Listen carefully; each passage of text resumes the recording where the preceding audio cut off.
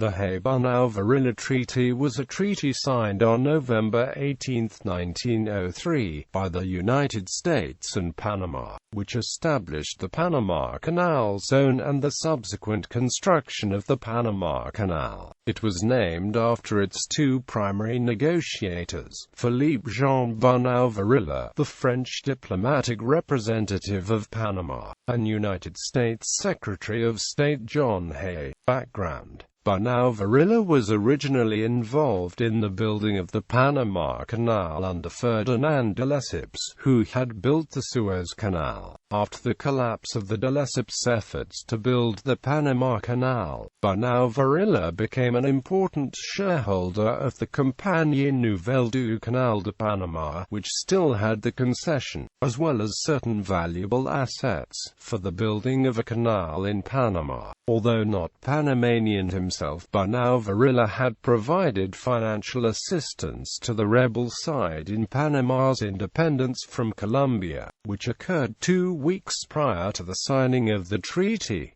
He had not, however, been in Panama for 17 years, nor had he ever returned. As part of the Bunau-Varilla negotiations, the U.S. bought the shares and assets of the Compagnie Nouvelle du Canal de Panama for $40 million.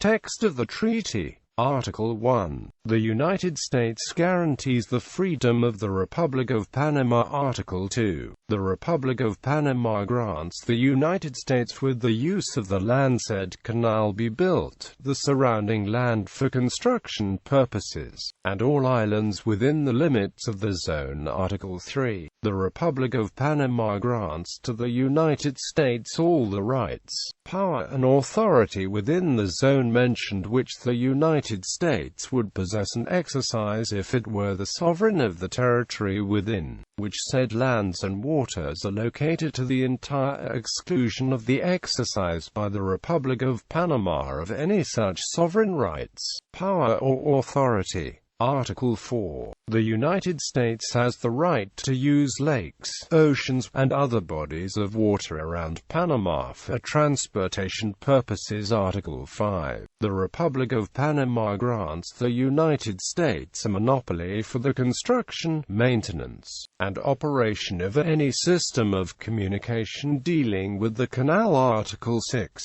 Any damages from the land before the date of convention will not all be charged to the United States nor the Republic of Panama. Article 7. The Republic of Panama grants the United States with any lands, buildings, water rights, or other properties necessarily for construction or operation and protection of the canal. This may include any works of sanitation such as the collection and disposition of sewage in said cities of Panama. Article 8. The Republic of Panama grants to the United States all rights which it now has or in the future may acquire to the property of the new Panama Canal Company and the Panama Railroad Company. Article 9. The United States and the Republic of Panama agree there shall not be imposed a collected house tolls, tonnage, anchorage, lighthouse, wharf, pilot, or quarantine dues, or any other charges of any kind upon any vessel using or passing through the canal. Article 10. There shall not be any extra charges or taxes for either country. United States of the Republic of Panama. Article 11. United States agrees that the official dispatches of the government of the Republic of Panama can be transported through the canal services without any higher rates than other service officials of the United States. Article 12. The government of the Republic of Panama shall permit the immigration of the free access to the lands and workshops of the canal whatever the nationality. Article 13. United States may import at any time into the said zone without any restrictions or obscene fees. Article 14. United States agrees to pay Panama $10 million in gold coins at the beginning of the settlement, then an additional $250,000 9 years after the Opening date Article 15. The Joint Commission will be settled by the United States and the Republic of Panama, both appointing two people to help settle all decisions. If both do not reach a common result, an umpire will be appointed. Article 16. The two governments of each country are responsible for making adequate provisions for the pursuit, imprisonment, detention, and delivery within the Canal Zone to the authorities of either country. Article 17. The Republic of Panama grants the use of the ports to the United States as places of refuge for any vessel employed by the canal enterprises. Article 18. The canal and its entrances shall be neutral in perpetuity and open given all the terms in the treaty. Article 19. The government of the Republic of Panama shall have the right to transport its vessels and troops over the canal at all times without paying charges of any kind. Article 20. Any existing treaty involving the territory of the Isthmus of Panama shall be cancelled. Article 21. The rights granted by the Republic of Panama to the United States are understood to be free of all debts or concessions to other governments, and, consequently, if a problem should arise,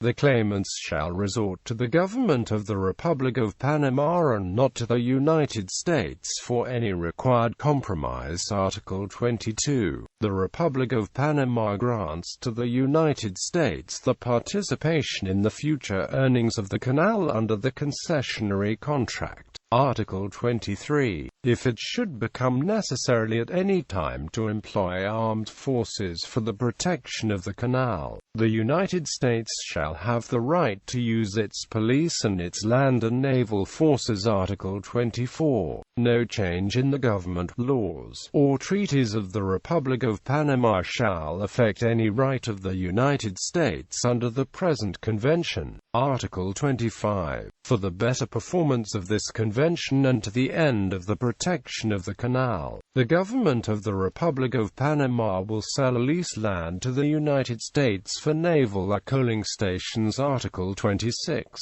The respective governments shall ratify the treaty and the ratifications shall be exchanged in Washington at the earliest time possible. Terms. The treaty was negotiated in Washington, D.C. in New York City. The terms of the treaty stated that the United States was to receive rights to a canal zone which was to extend 5 miles on either side of the canal route in perpetuity, and Panama was to receive a payment from the U.S. up to $10 million and an annual rental payment of $250,000. Through legality, Panama never officially became a colony of the United States. Instead of full overbearing control, the Bunau-Varilla Treaty gave the United States governance only in the Canal Zone. Aftermath. This treaty was a source of conflict between Panama and the United States since its creation. The Canal Zone became a racially and socially segregated area set aside from the country of Panama. The push for environmental determinism seemed to be the best framework to justify American practices in Panama. The conflict from the treaty reached its peak on January 9, 1964, with riots over sovereignty of the Panama Canal Zone. The riots started after a Panamanian flag was torn during conflict between Panamanian students and Canal Zone police officers over the right of the Panamanian flag to be flown alongside the U.S. flag. U.S. Army units became involved in suppressing the violence after the Canal Zone police were overwhelmed. After 3 days of fighting, about 22 Panamanians and 4 U.S. soldiers were killed. This day is known in Panama as Martyrs' Day. The events of January 9 were considered to be a significant factor in the U.S. decision to negotiate the 1977 Torrijos-Carter treaties, which finally abolished the Bunau-Varilla Treaty and allowed the gradual transfer of control of the Canal Zone to Panama and the handover of the full control of the Panama Canal on December 31, 1999.